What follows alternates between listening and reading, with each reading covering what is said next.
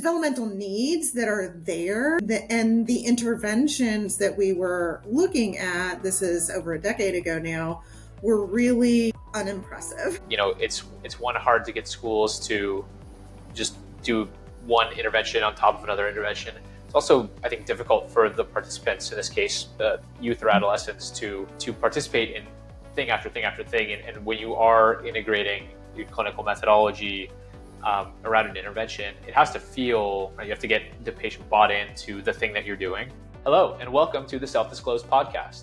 I'm your host, Patrick Gilligan, and today I get to speak with Dr. Desiree Murray, who is a clinical psychologist and prevention scientist researcher at the University of North Carolina, Chapel Hill, who focuses on interventions to support youth development in schools. And her current model that she's working on is called Be Calm, which was the focus of our podcast today.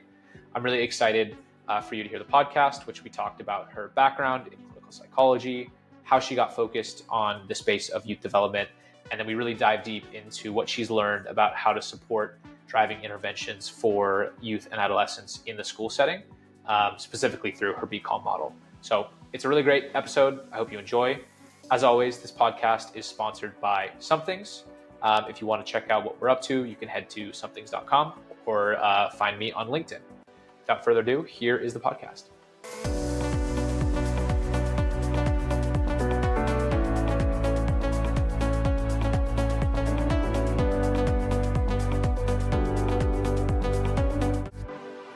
Awesome. Dr. Murray, thank you so much for being here today. I really appreciate it. Thanks for having me. Of course. I'm super excited to talk more about all the work that you're doing, but I wanted to maybe start by learning a little bit more about how you got into research. So can you tell me about maybe like the first research project that you did? Oh, wow. Okay. So in terms of the first meaningful research that I did that didn't have to do with a requirement to get my degree, I would say that I actually started my career without an intention of doing research. But I had the good fortune of working within a very strong academic medicine environment in Duke Psychiatry. And so I had the opportunity to appreciate the value of learning in a systematic way, particularly around interventions for kids. And so my first project that was exciting because it was mine was a kind of small startup funding from National Institute of Health, where I was able to do an intervention I had been doing in the clinics and really sort of translate that into the schools and working with some school counselors, which is really something that I've continued to do over the last 15 plus years. You mentioned that there were some foundational things that you learned about doing research at the time. What are some of the things that you learned? Well, I mean, besides just all of the, incredible level of detail and sort of project management that goes into any sort of research that is really around developing and evaluating interventions for really, that could apply to any context. Besides that, which is a little bit of a harsh reality if it's sort of not where you come from. I mean, I think what I learned is value is being a researcher clinician, which is how I still describe myself, is that I am able to, in my situation, educators about sort of some of their challenges and concerns, and I can help address those with research. It may not be saving the world, but is, for me, doing something meaningful that allows me to provide something to a partner, even if it is primarily just around building their capacity with a particular intervention, which comes quite a bit before, how you learn what you are able to learn about its efficacy once all your data are collected and analyzed. Were you always interested in research around the youth population, or was this something that developed in your early work on those early research projects? No, in terms of my focus on kids and adolescents, that has been long-standing, probably back to high school, just sort of my interest in wanting to work with kids. I would say that my interest on adolescents in particular is something that has been refined over the last 7 or 8 years as I have really it was the science that sort of led me there in terms of some of the needs around interventions, particularly preventive interventions for adolescents in the context of their needs. Yeah, so that's kind of the space that I've been in for the last little while. I love that, and I'm very appreciative that there are smart, amazing people like you who are drawn both from an interest and from, I think, observing the problems in the space and dedicating your time to solve it. What were some of the early problems that you solved or that you observed in the adolescent population that sort of drew you in? I know that I was able to dig up a talk that you gave on a paper around self-regulation, which seemed like a precursor to some of your current work. But maybe what were some of the early problems that drew you into the adolescent space? Yeah, well, so I think I've been trained and sort of have worked sort of across the early development, really to sort of birth through young adulthood, and in actually an opportunity I had when I was still at Duke to work with the Administration for Children and Families, the Office of Planning, Research, and Evaluation, lovingly called OPRE. We really sort of looked at interventions that either were described as targeting self-regulation or their focus sort of really aligned with our understanding of self-regulation. And we looked really, um, 25, I think is what we did. And what was really striking about that is the gaps in adolescence overall, but even more so in early adolescence, which, I think of as sort of this confluence of sort of development and context, sort of what we know is going on biologically, and then sort of what happens in schools as kids enter middle school or junior high, and sort of new freedoms, new expectations, sort of social pressures, and sort of all the other developmental needs that are there. And the interventions that we were looking at, this is over a decade ago now, were really unimpressive. And, we didn't systematically evaluate them in that first work, that first set of papers that we did for OPRE.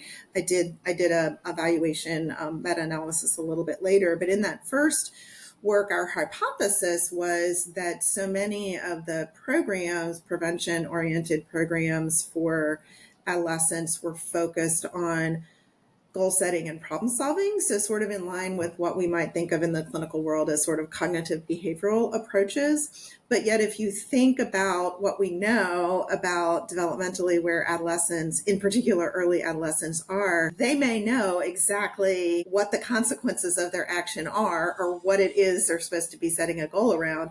But that emotion dysregulation just can completely sidetrack them.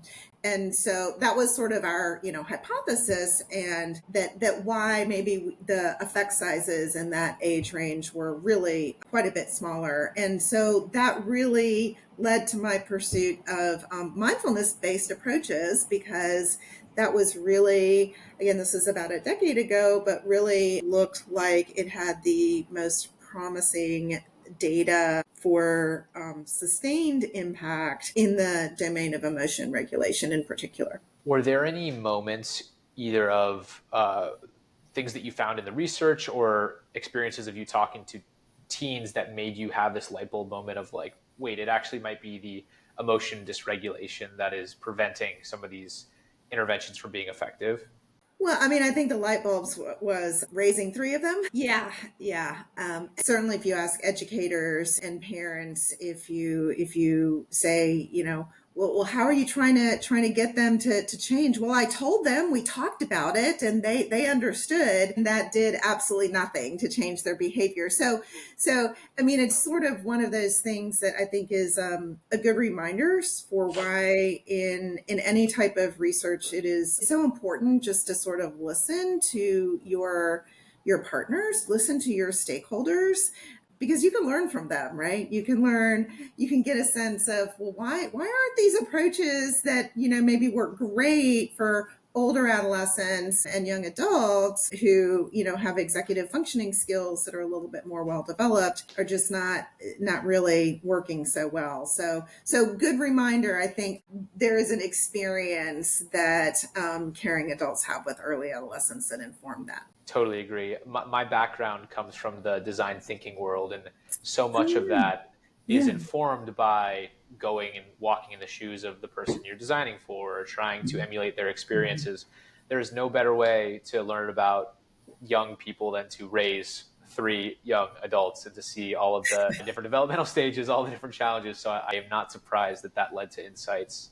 How did this observation of, okay, emotional dysregulation is preventing some of these interventions from being effective, how did that lead into actually using mindfulness techniques in interventions themselves? What was the starting place there? Yeah, well, again, it was really the science. I did not have a background in mindfulness, but I went looking at the literature and looking at the studies. And I have to say, when I first looked at it, I was like, really? Mindfulness? I don't know about that. What is that about? But I was open enough to say, well, to continue reading and saying, at that point, a decade ago, we didn't have nearly the body of evidence that we have now, which, again, it's not as large and rigorous as some other intervention approaches, but I would say it's certainly, we know that it's very promising. So it was the science. And then I think in particular for me, so what the science said is that the areas of greatest impact had to do with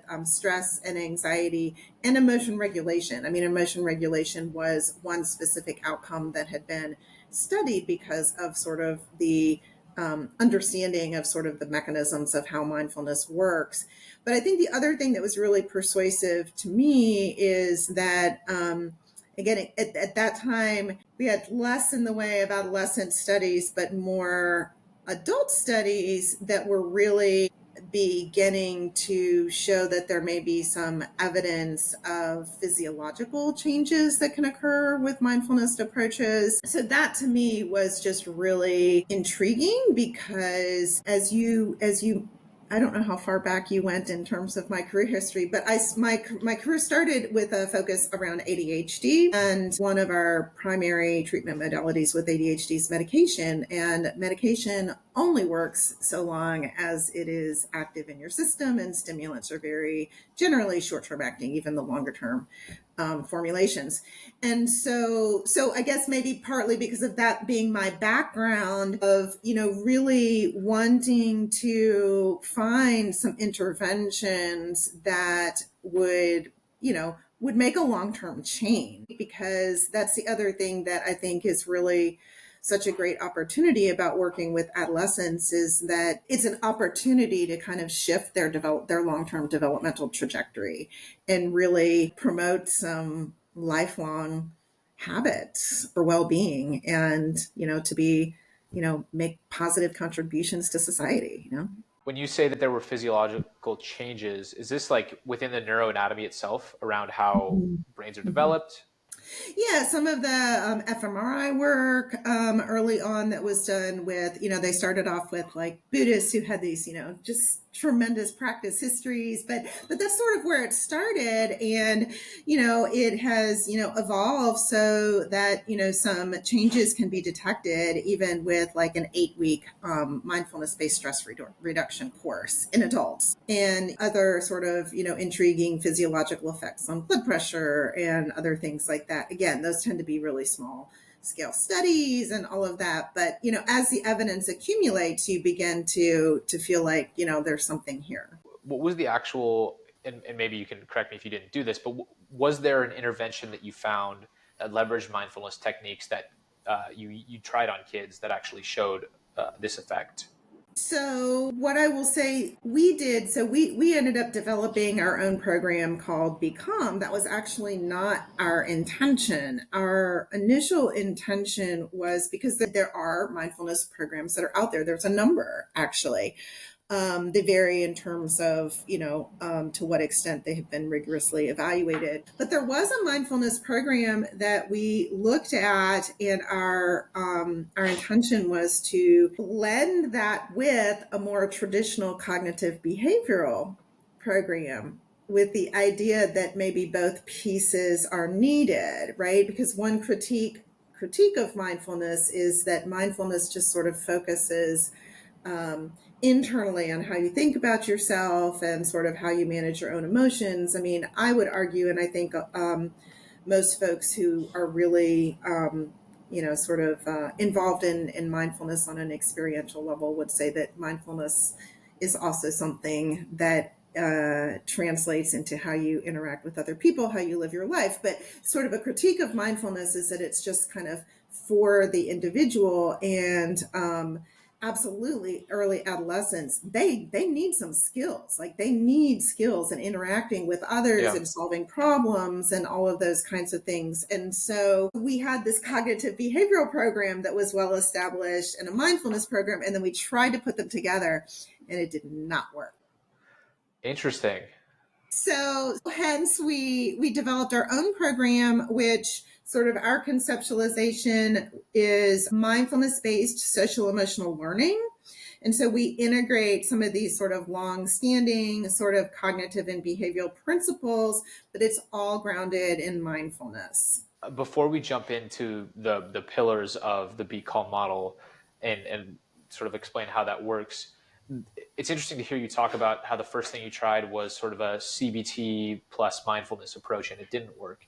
I'd love to know maybe like what didn't work about that, and then also maybe like how did that model compare to, say, the model of DBT, which I think is very similar, at least in spirit, of combining CBT with mindfulness.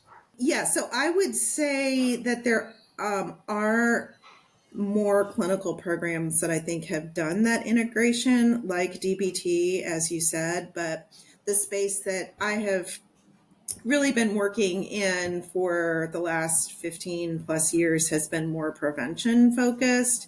And so there really was a lot less available in terms of existing models of integration. I think what we found that was difficult is, well, first off, there was just a practicality element of sort of taking two programs. We actually had the two program developers who were consulting with us. And, so in trying to sort of funnel down, what are the key things we need to include, it ends up being just like a ton of stuff.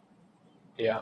And I would not call an integration just, doing one program and then adding another program. That's then now two programs, which is not really something that schools can do, right? Because schools have a lot of constraints in terms of program delivery to kids when they're at schools. And again, schools have always been my sort of intervention context. So I think that was probably the main challenge. I mean, another challenge, which was just really interesting, is that there were some kind of underlying philosophical kind of differences about the approaches related to, there were some places where the approaches were in conflict, and so we kind of had to navigate those. And I mean, we did, but I think where we settled was a place that, again, I don't think we're the only folks doing this, but the idea that mindfulness can serve as a foundation for building social emotional skills from the inside out is sort of the approach that we take. I think that rings true. And one of the things you said that I thought was interesting was, it's one, hard to get schools to just do one intervention on top of another intervention. It's also, I think, difficult for the participants, in this case, the youth or adolescents, to participate in thing after thing after thing. And when you are integrating your clinical methodology around an intervention, it has to feel like one, you have to get the patient bought into the thing that you're doing. And so I can imagine that when doing that with two different ideologies, it's difficult. Let's talk about the Be Calm model now, because I think this is sort of like the very exciting thing that you are working on and that you have been working on, that you've shown some really awesome results. Do you want to talk me through maybe like high level what the Be Calm model is, and then maybe the four pillars of the Be Calm model? Sure. Become is a mindfulness-based social emotional learning program for adolescents, and that is sort of defined for us from both middle and high school. We have two different levels at this point to kind of reflect differences in developmental needs.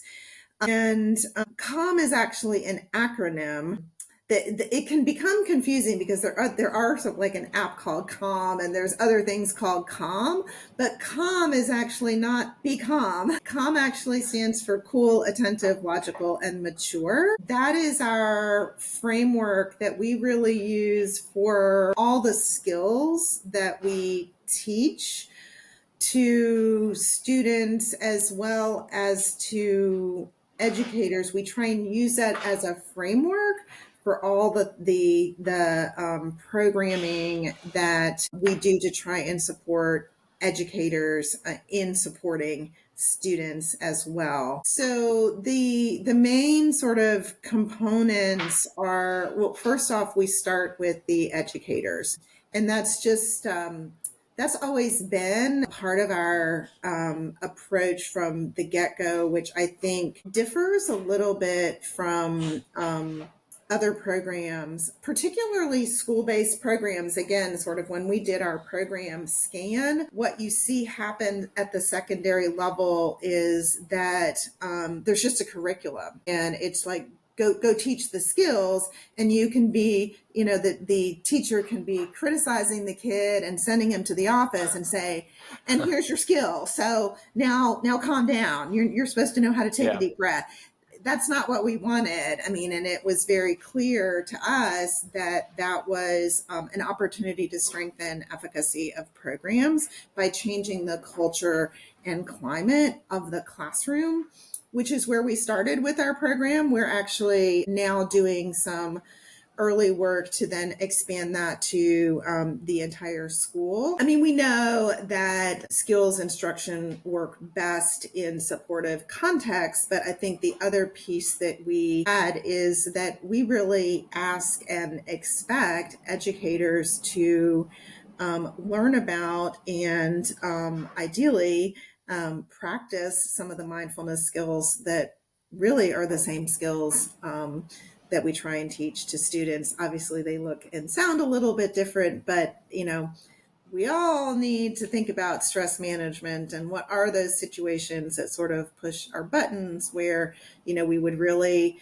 in the ideal world, like to be able to pause, to reflect, so we can respond instead of react. So that's a very important pillar. Really, those are sort of, I'd say, kind of three different pieces of the program, sort of the educator training and implementation support, the skills instruction for students, explicit focus on building a supportive and inclusive environment. And that also includes focus on relationships between adults and students, as well as among the students, because we know that for adolescents, those peer relationships are certainly very influential. And so it's something I think we try and be aware of, to think about how we need to be leveraging that, or at least be aware of sort of how it's coming into play in our work.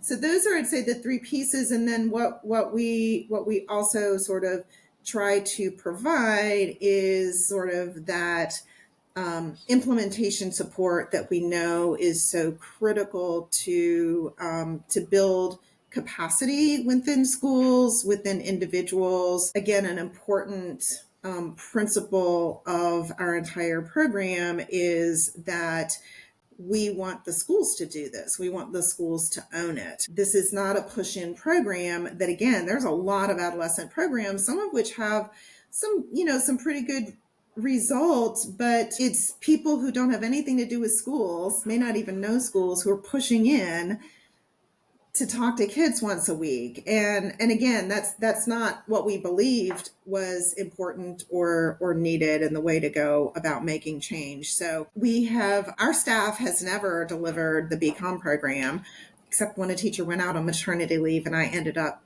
driving out somewhere to a high school. Apart from situations like that, our program has from the get-go been delivered to teachers, which I think, thinking about the design thinking approach, what that means is that we've had to develop our program so that it can be feasibly delivered with hopefully the amount of fidelity that we think is needed, and it mostly is by folks who are in the schools, not by specialists or people who've been practicing mindfulness for 10 years. That creates a lot of challenges for us, because mindfulness is something that is so foundational that if you really don't know anything at the beginning, it does make it hard, to be honest, to really share that with the students in a way that's really meaningful and impactful. But our approach is that if we can do that, if we can build that, if we could build supports and use, like, for example, we use the school counselor as a coach and really work with the school counselor who have more of that background and that skill to then work with the teachers. Then, and if we can build capacity in teachers over a few years, then our ability to impact kids just grows exponentially, right? Yeah, it's so interesting. I mean, I always think of this quote, which is like, kids will see not what you do, but who you are. And in a way, like if there's a teacher trying to deliver a mindfulness-based intervention and the kid saw them blow up last week, they're maybe going to question the validity of that. But I also think that in doing so, in doing the harder work of actually teaching the facilitators, the teachers, to embody those values, you probably, whether or not the kids respond to the intervention session, you're probably also getting a different environment in that classroom over the course of the year, which I can only imagine has better results. And I think it's also really awesome that you're educating the teachers, because this is like the classic workforce problem of like, sure, we could get therapists to come in and do the intervention, but we're not actually augmenting the supply in any way. We're not doing anything novel. And so your intervention sort of tacks on all of those, which I think is awesome and like super amazing. Mike, I wonder though, you are asking a lot of teachers and of school districts to really buy into this, to do trainings. You're asking teachers to care. Have you faced any resistance, or has there been any resistance to having teachers do this investment and deliver the intervention? Yeah, absolutely. I think, we started this work, short before the pandemic, and we did the work during and now after. And so certainly there is a whole layer of stress that has been added to schools that has trickled down for, asking them to do anything. So there's that, but I think there are some other sort of somewhat more unique pieces to the program. So I would say the biggest thing that we have run into is that I believe that most teachers really do care and they want to support kids, and most teachers, at least certainly in the last 5 years, really have a recognition of the need that is unmet in their students. And so that has not, the fact that there's a need, that has not been a hard sell at all. The area of challenge has been that most teachers don't feel particularly confident in their ability to deliver a social emotional program, because they'll say, well, I'm not trained in mental health, right? So if a kid starts talking about their feelings in class, what does that mean? Oh, they need to go to the guidance counselor. I don't talk about feelings in here, right?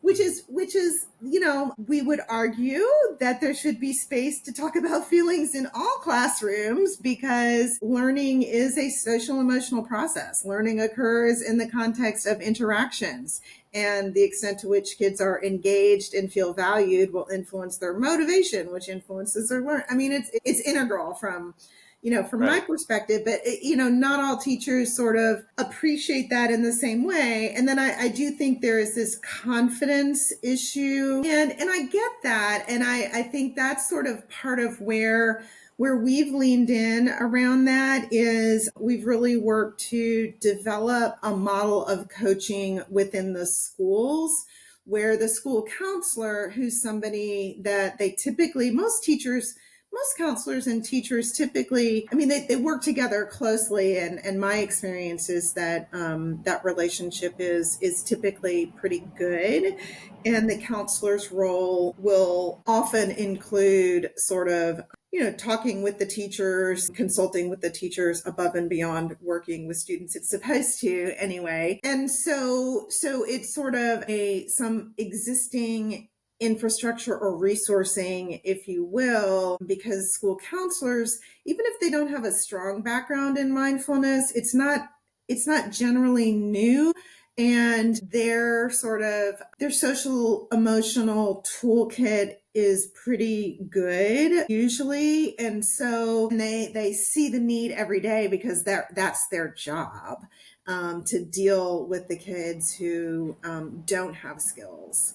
Right. And so they've been wonderful partners with us, school counselors, and they are then able to get to the teachers on an ongoing basis for some formal coaching, we call it. And we've even asked them, and I think this is a good model as well, to join the teacher, co-delivering at least early on, certain topics or certain content, certain activities in the curriculum. So again, counselors are busy people, and they get, their first responders who get called to put out, fires in the school. But I think that that's a good model, and a model that is, again, aligned with our approach to build sustainability. Totally. And just like we talked about earlier, you're actually allowing the counselors to scale themselves up by doing preventative work, so that way there are less fires.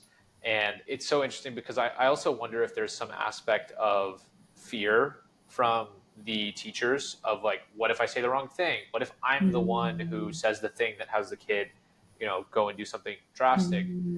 But I think the mindset shift that you propose, which is like every adult in the kid's life has an impact and can have both a positive impact on that student's well-being, that student's learning outcomes, can also have a negative impact if they're unaware or choose to not partake in a way. So I just love that the whole model here. And I think too, it's a bit silly to think that the adult who is spending every day with these kids is not crucially important to how they are there. The school counselors, they come in, for kids who are high users of that, they might see them once a week, maybe more, but not every day.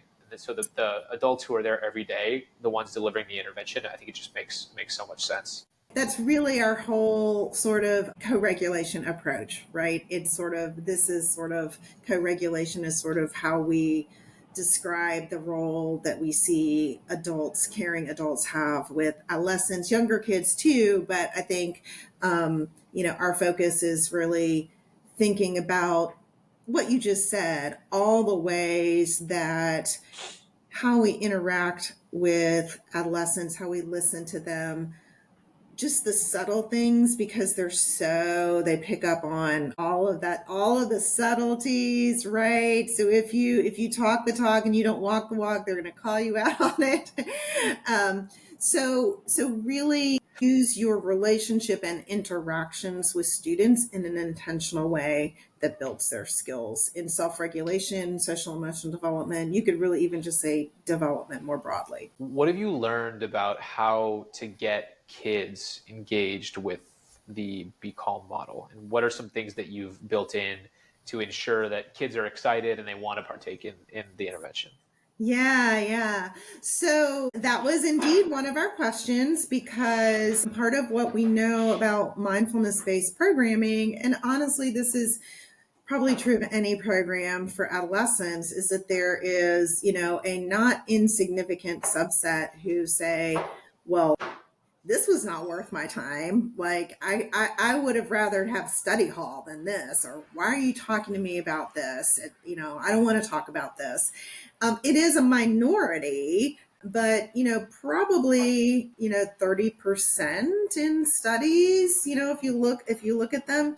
And so we actually did that in across 2 years in 4 high schools that we were in. We asked students like once a month for 4 months about their interest and engagement in what they were learning. And then we asked them some questions about why, and actually had a fabulous grad student who just published a paper on this recently. So we started off and we were like, oh, well, maybe this type of student would be more engaged, maybe that type of student. And we were looking at characteristics like gender and race and, family background and things like that. And we also looked at some characteristics of the context. And not completely surprisingly, what we saw is that it is not the student characteristics that are driving engagement.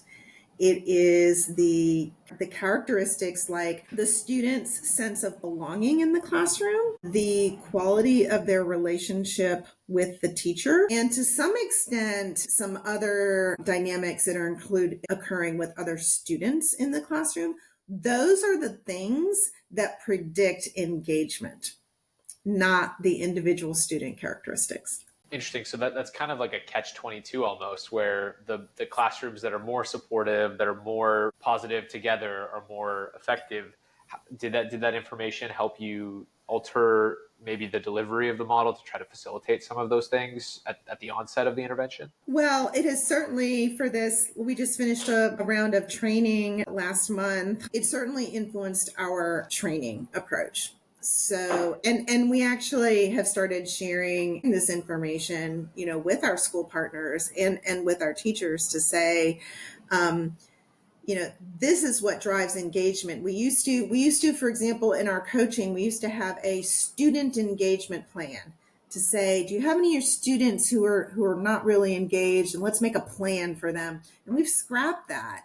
And now the plan is about, what is the teacher doing to make kids feel like they belong, like the space is safe to have these conversations. So that's how we've shifted. And we've also it's helped us refine our model around the competencies that we think are important to deliver the program.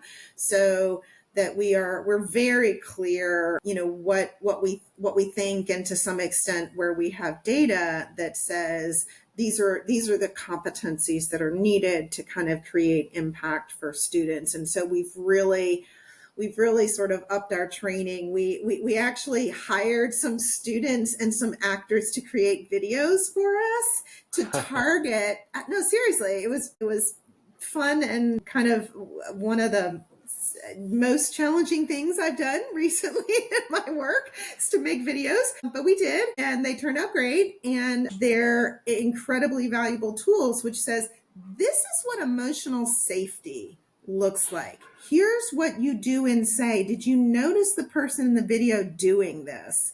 So it's absolutely influenced us. We realize we can't just say, oh, you need to be more supportive. We have to really sort of make this actionable, right? I think it's great.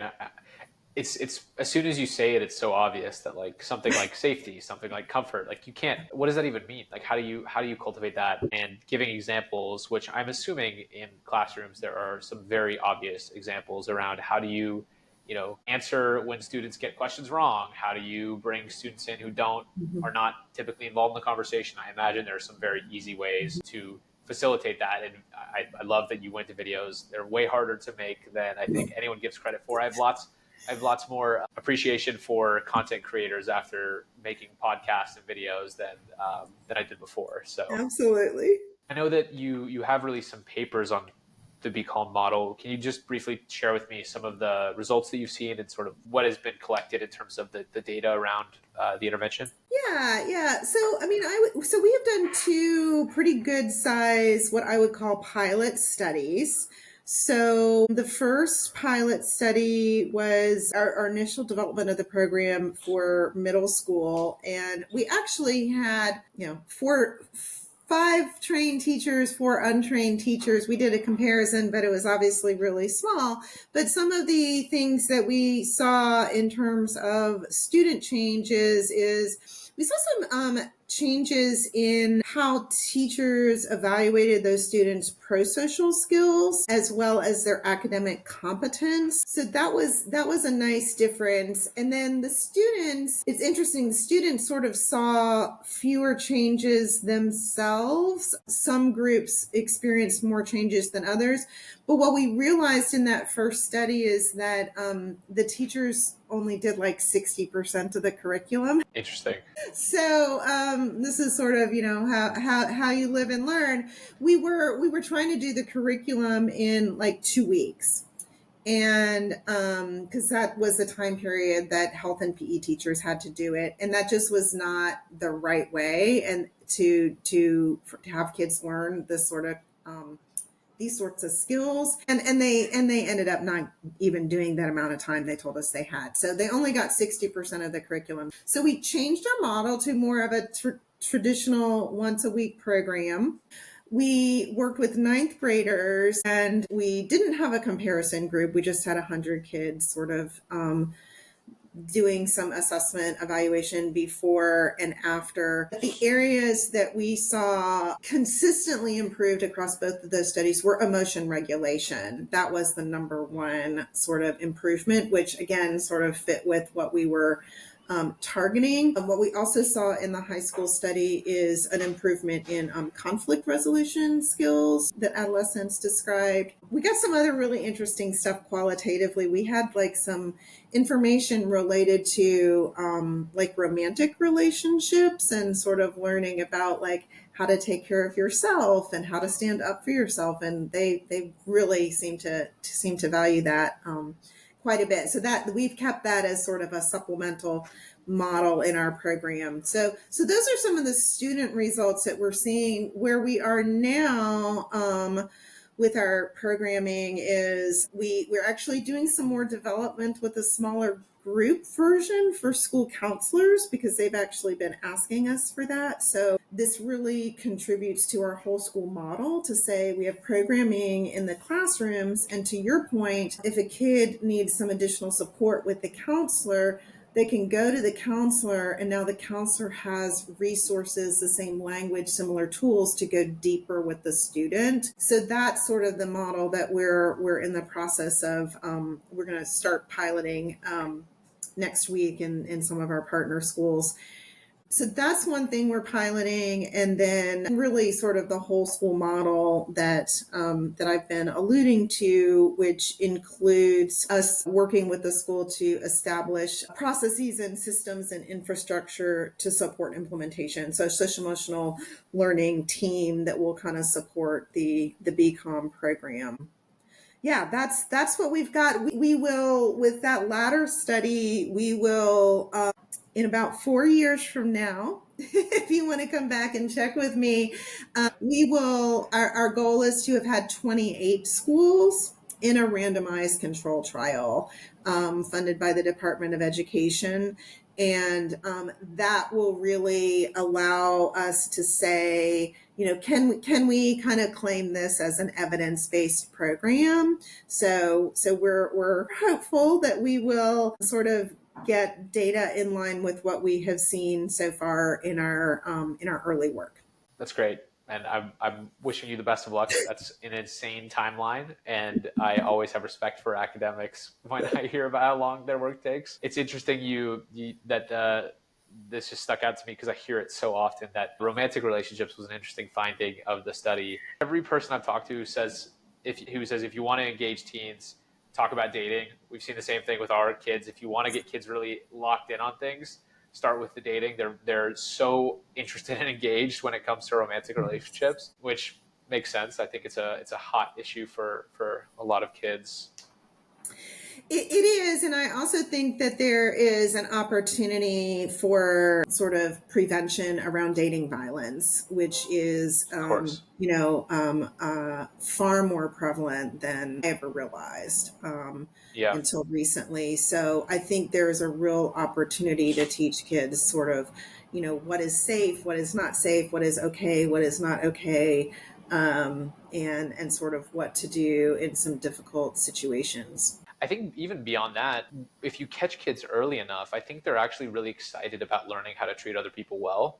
at least the Yes. ones that we've seen. And I imagine that, if you build in how to treat friends and romantic partners early on enough, even though middle schoolers are not having many romantic relationships, I bet that has lasting impacts on how they treat the people around them that would go even well beyond preventing relationship violence and to treating people better. I can imagine that working really well. Yes, yes. And I would say we have a lot of kind of qualitative data at this point that speaks to that when we do kind of feedback focus groups with students, they will talk about that because we have in our curriculum, like just so many scenarios of, well, if this situation happened, how would you feel? What would you think? What would you do? And there's scenarios that we've develop them to I think speak to the students, and they get really kind of engaged. Teachers were like, well, I haven't seen them that animated and with anything. So yeah, if you can kind of it's just this part of doing good work with adolescents, right, is you sort of really need to be able to engage your audience like we're talking about, right? And be able to teach, if you're teaching skills, to be able to teach that in the context of what's meaningful and culturally relevant for, whoever those kids are. Dr. Murray, I really, really appreciate this conversation. If anyone is interested in learning more about the Be Calm model or any of your work, where can you direct them, or where should they check out? Yeah, absolutely. So our website is becomprogram.com, and there's a place to sign up for more information, to reach out. You can see some of the work that we've completed, and hopefully soon we'll have some more information up about our current new studies that I was telling you about. I love it. I always ask everyone the same question as the last question here. Okay. If you could snap your fingers and change anything about the world to improve mental health or youth mental health or just adolescent life in general, what would you do? What would you snap your fingers and do? I would eradicate poverty. If we could do that, or if we had sort of the magic wand or whatever, I think we would be so far ahead of addressing so many things that are challenges to so many aspects of our society and public health concerns and inequities. And then the job for your job and my job would be so much easier. Pick up from there if everybody what they need. I love the answer. Dr. Murray, thank you for the time. I really appreciate it. Yeah, thank you, Patrick.